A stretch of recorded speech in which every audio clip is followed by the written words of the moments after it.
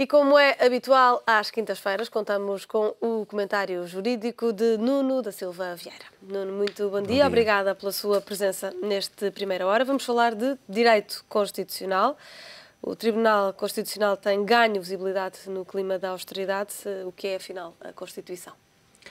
Nós podemos definir a Constituição como lei fundamental de um país, mas essa definição seria uma definição curta, porque existem três grandes características de uma Constituição.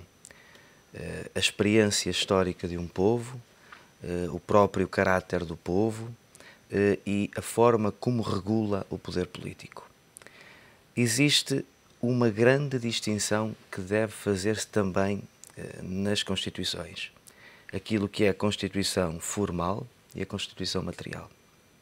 A Constituição formal é o próprio texto escrito. Portanto, repare-se na Constituição portuguesa, o texto e cada um dos seus artigos representa a Constituição formal.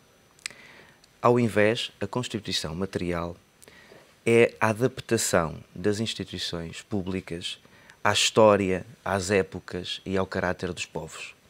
Temos um grande exemplo internacional, que é a Constituição inglesa, que é uma Constituição não escrita, portanto assente em princípios históricos, em toda uma história de um povo que lutou contra o poder absoluto dos reis.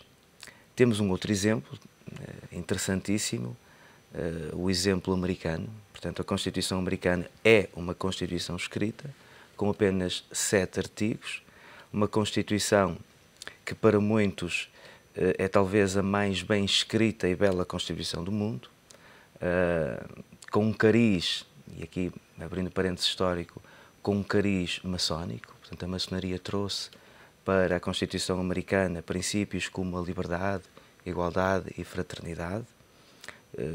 Repare que 13 dos 39 signatários da Constituição eram maçons nos Estados Unidos da América. E há um juiz americano, de nome Warren Burger, que diz o seguinte: a Constituição americana é a forma como o povo atribui ao governo o poder. E para quem quiser abordar esta imagem que eu aqui trago, basta consultar uma imagem do texto originário da Constituição americana e verá que no meio daquele conjunto de frases manuscritas aparecem 3 palavras que traduzem isso mesmo. E essas 3 palavras são We the People, uma Constituição do povo que atribui poderes a um governo. Hoje fala-se muito destas questões, porque também se fala na possibilidade de se ter de alterar a Constituição, mas antes disso, para percebermos o que são afinal as normas inconstitucionais. As normas inconstitucionais são todas aquelas normas desconformes com o texto da Constituição ou com a Constituição material. Vou trazer 2 exemplos. Imagine um povo que tem determinados comportamentos seculares. Um povo sem Constituição escrita. Qualquer lei contemporânea que violasse esses comportamentos seria uma lei inconstitucional, porque violava aquilo que são os princípios assentes de um povo.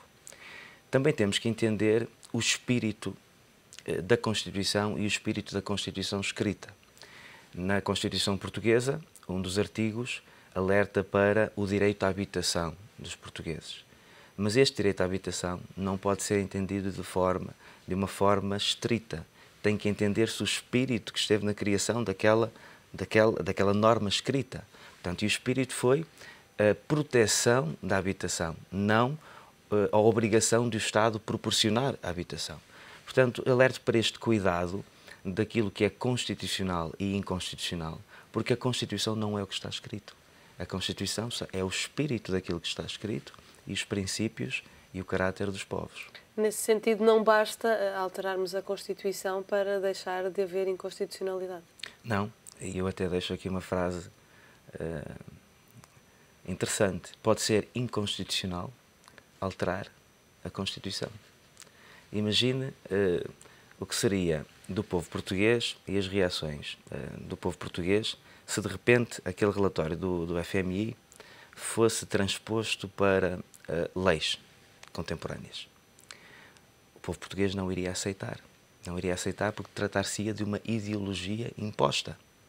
As constituições servem para que fique escrito aquilo que o povo vai desenvolvendo no seu dia-a-dia social. Portanto, eu volto a repetir, não basta alterar a Constituição para fazer leis constitucionais. As leis podem ser inconstitucionais, mesmo com alterações formais da Constituição. E é um processo célere e fácil o da alteração de uma Constituição? Não. Normalmente deve chamar-se o povo a pronunciar-se. Alterações constitucionais deverão ser feitas através de referendos, mas pode um governo, usando determinadas técnicas, influenciar o povo para isso mesmo. Portanto, todos os referendos têm, antes do voto, têm um conjunto de ações de campanha, de influências, e esse processo poderá ser moroso se o povo não quiser entender a alteração, e poderá ser mais célere se o povo entender essa alteração. Faz sentido, nesta altura, colar a reforma do Estado a uma revisão constitucional? Não. Caímos aqui no tal erro de impor ideologias. O Estado tem falado muito da reforma do social. Socorreu-se do relatório do FMI. Aliás, o secretário de Estado, o engenheiro Moedas, disse que o documento estava muito bem feito e tentou influenciar a população nesse sentido. Mas ainda hoje é notícia num jornal que a pró-reitora da Universidade de Lisboa, eu até tenho o nome aqui, portanto, a doutora Luísa Cerdeira, encontrou diversos erros nesse relatório, sendo um dos erros mais flagrantes a confusão dos dados estatísticos entre universidades e politécnicos. Portanto, o FMI não considerou os politécnicos como ensino superior, considerou apenas as universidades. Portanto, esta tentativa ideológica de impor mudanças e impor essas mudanças ao arrepio da Constituição leva a isto. Portanto, as pressas levam a isto, estes erros que se vão encontrando dia para dia, mês para mês, e a população não entende. A população que deveria criar as Constituições de forma lenta, vê-se com esta dificuldade. Eu julgo que muita gente em casa deverá olhar a Constituição como um bicho, como uma hidra de 7 cabeças que está ali a empatar o governo. E não. Portanto, ainda bem que existe uma Constituição para que a Constituição empate o governo realmente naquilo que não deve ser alterado. É possível fazer esta reforma do Estado com a atual Constituição? Sem dúvida. É a nossa Constituição, é a Constituição aprovada a partir de 1974, que vigora por muito tempo. Os americanos têm só uma Constituição, é a primeira, portanto, a mais velha Constituição escrita do mundo. Fazem emendas de quando em vez, mas não necessitam de alterar constantemente. Nós temos que solidificar a nossa democracia e não podemos fazer o que fizemos na época liberal, de andar a alterar constantemente as Constituições. Portanto, a nossa Constituição permite tudo aquilo que quisermos dentro da democracia. E tem-se verificado nos últimos tempos muitas irregularidades, muitas inconstitucionalidades? Sim. Eu acho que muitas das leis que estão vigentes em Portugal podem ser inconstitucionais. Só que aqui há um papel dos portugueses, dos cidadãos.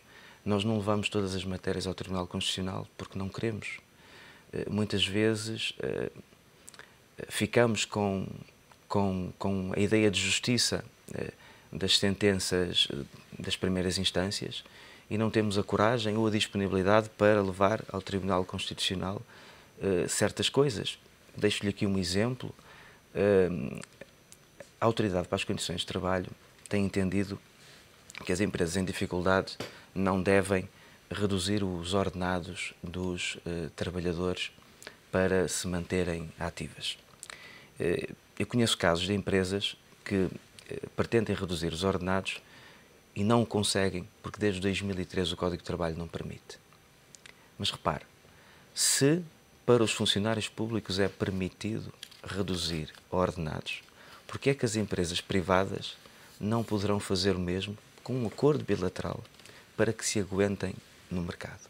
Portanto, isto não está decidido. Eu acredito que se um determinado conjunto de pessoas quiser levar isto ao Tribunal Constitucional, vai obter do Tribunal Constitucional uma certeza de que os privados devem ser tratados de forma igual em relação aos funcionários públicos. Aqui está uma aplicação de uma norma que é tendencialmente inconstitucional, mas que ainda não está declarada inconstitucional, porque falta a ida ao Tribunal Constitucional. Há que aprofundar o conhecimento da Constituição, então. Sem dúvida, eu julgo que todos nós deveríamos ter, naqueles livros mesinha de cabeceira, uma Constituição, até para que nos tornássemos cada vez mais patriotas.